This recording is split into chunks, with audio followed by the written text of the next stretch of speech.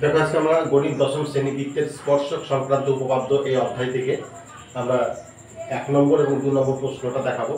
Question দেখি 15.1 page 209 209 পৃষ্ঠা থেকে আমরা দুটো প্রশ্ন দেখাবো, 1 এবং 2। আশা করবো দশম শ্রেণী প্রত্যেকে মনোযোগ সহকারে দেখতে থাকবে। দেখো প্রথমে আমরা প্রশ্নে চলে যাই। দেখো প্রশ্নে দেওয়া আছে মাসুম, 1 নম্বর প্রশ্নে দেওয়া আছে মাসুম ও কেন্দ্রীয় বৃত্তের একটি বৃত্ত অঙ্কন করেছে যার এ বি একটি ব্যাস, বি বিন্দুতে একটি স্পর্শক অঙ্কন করেছি যা বর্ধিত এ ও কে টি বিন্দুতে ছেদ করলো। বি এ টি কোণ 21 ডিগ্রি হলে বি টি এ এর মান হিসাব করে লিখি। তো আমরা সরাসরি প্রশ্নে চলে যাই। দেখো এখানে আমরা প্রশ্নটা করার পর ছবিটা অঙ্কন করেছি, তোমরা সুন্দর করে ছবিটা অঙ্কন করে নেবে। এখানে একটা অকেন্দ্রীয় বৃত্ত অঙ্কন করা হয়েছে যার এ বি জ্যা, আর বহিস্থ বিন্দু টি যেটা স্পর্শক অঙ্কন হয়েছে, এখানে বিটি স্পর্শক টি বিন্দুতে মিলিত হয়েছে।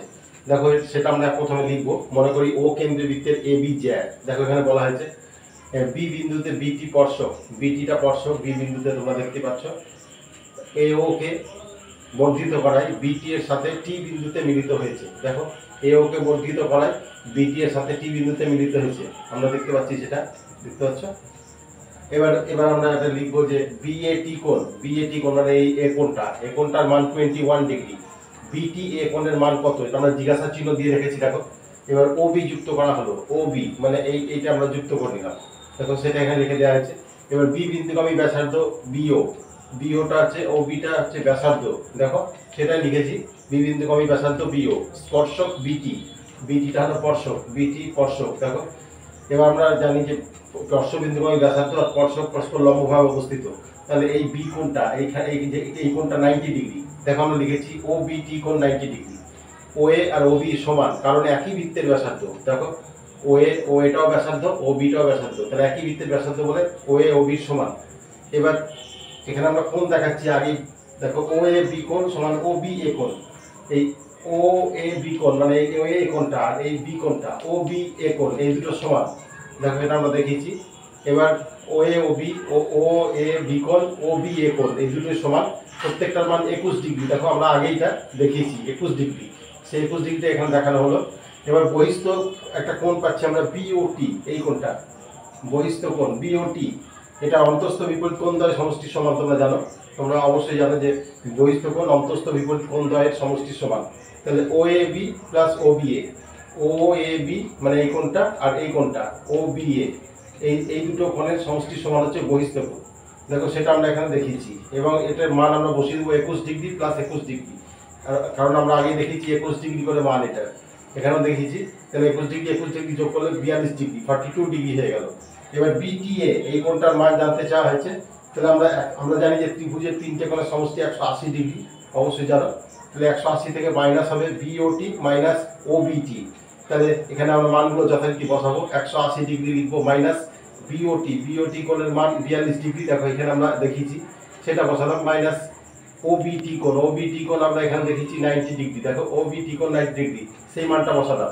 এবার সমান 180 ডিগ্রি থেকে 42 ডিগ্রি আর 90 ডিগ্রি বাদ দেবো, তাহলে এই দুটো যোগ করে হলো 132 ডিগ্রি। 180 ডিগ্রি থেকে 132 ডিগ্রি মাইনাস করলে আমরা পেয়ে যাচ্ছি 38 ডিগ্রি, 48 ডিগ্রি। তাহলে বিটি এ কোণের মান 48 ডিগ্রি, অবশ্যই বুঝতে পারছো।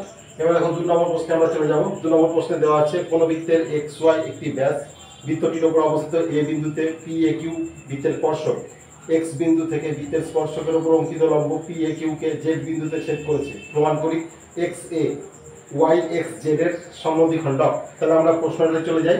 দেখো এই প্রশ্ন আমরা পড়ে নেওয়ার পর এখানে একটা ছবি অঙ্কন করেছি ও কেন্দ্রবৃত্ত, ও কেন্দ্রবৃত্তের এক্স ওয়াই হচ্ছে ব্যাস, দেখো এক্স ওয়াই ব্যাস। এবার এই বিন্দুটি বৃত্তের উপর অবস্থিত, দেখো এই বিন্দুটা বৃত্তের উপর অবস্থিত। এই বিন্দুতে পি এ কিউ স্পর্শক, দেখো এখানে একটা স্পর্শক অঙ্কন করা হয়েছে পি এ কিউ, এই দাগটা দেখতে পাচ্ছ, এই দাগটা স্পর্শক, সেটা আমরা অঙ্কন করেছি। এবার পি এ কিউ স্পর্শকের এক্স বিন্দু দিয়ে অঙ্কিত লম্ব এক্স জেড, দেখো এখানে একটা এক্স জেড লম্ব অঙ্কন করা হয়েছে। আর স্পর্শক পি এ কিউ কে জেড বিন্দুতে ছেদ করেছে, দেখো জেড বিন্দুতে ছেদ করেছে।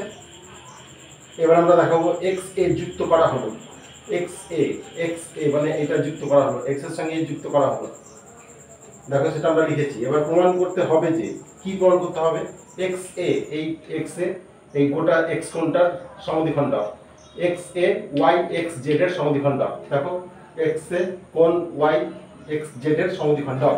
এবার ও এ যুক্ত করা হলো, ও এটা যুক্ত করে দিলাম আমরা। এবার প্রমাণে আমরা প্রথমে লিখব যে স্পর্শকটা হচ্ছে পি এ কিউ, এটা হলো স্পর্শক দেখো, এবং ও এটা হচ্ছে স্পর্শবিন্দুগামী ব্যাসার্ধ, ও এর হচ্ছে স্পর্শবিন্দুগামী ব্যাসার্ধ। আমরা জানি স্পর্শক আর স্পর্শবিন্দুগামী ব্যাসার্ধ পরস্পর লম্বভাবে অবস্থিত, দেখো সেটা দেখানো হয়েছে এখানে, ও এ লম্ব পি এ কিউ। আমরা জানি স্পর্শবিন্দুগামী ব্যাসার্ধ আর স্পর্শক পরস্পর লম্বভাবে অবস্থিত, সেই জন্য এটা আমরা লিখে নিলাম। স্পর্শবিন্দুগামী ব্যাসার্ধ ও এ লম্ব স্পর্শক পি এ কিউ। এবার তারপর আমরা লিখবো এক্স জেড লম্ব পি এ কিউ, কারণ এক্স জেড আর এও হচ্ছে সমান্তরাল, দেখো সেটা আমরা এখানে দেখেছি, ও এক্স জেড সমান্তরাল। এ এক্স ছেদকের জন্য আমরা এখানে একটা একজোড়া একান্তর কোণ পাবো, একটা কোণের নাম এ এক্স জেড কোণ, এ এক্স জেড কোণ, এই কোণটা আর এইটা হচ্ছে এই কোণটা এ এক্স এ ও কোণ, মানে এই কোণটা, এই দুটো কোণ আমরা একান্তর কোণ হিসাবে পেয়ে গেছি, দেখো এখানে তোমাদের দেখানো হলো। এবার ও এক্স আর ও এ একই বৃত্তের ব্যাসার্ধ, ও এক্স আর ও এ এটাও ব্যাসার্ধ, এটাও ব্যাসার্ধ, একই বৃত্তের ব্যাসার্ধ, সেটা আমরা লিখেছি এখানে দেখো।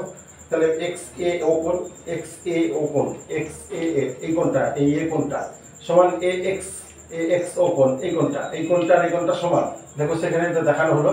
এবার এ এক্স জেড কোণ, এ এক্স জেড কোণ মানে এই কোণটা, আর এ এক্স ও কোণ, এ এক্স ও কোণ মানে এই কোণটা, এই দুটো কোণও সমান।